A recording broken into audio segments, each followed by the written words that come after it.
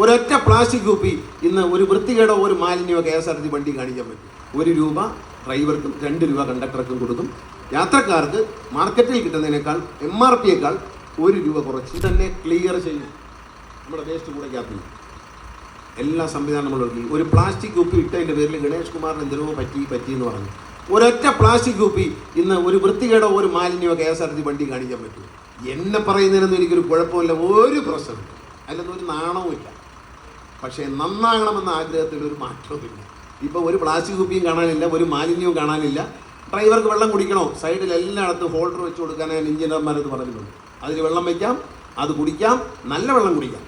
ഇനി മാത്രമല്ല KSRTC branded water വരാൻ പോവുകയാണ്. ബസ്സിൽ യാത്ര ചെയ്യുന്നവർക്ക് KSRTCയുടെ ലേബലിലുള്ള വെള്ളം വെളിയിൽ കിട്ടുന്നതിനേക്കാൾ 1 രൂപ കുറച്ച് KSRTC വണ്ടിയിൽ കൊടുക്കും.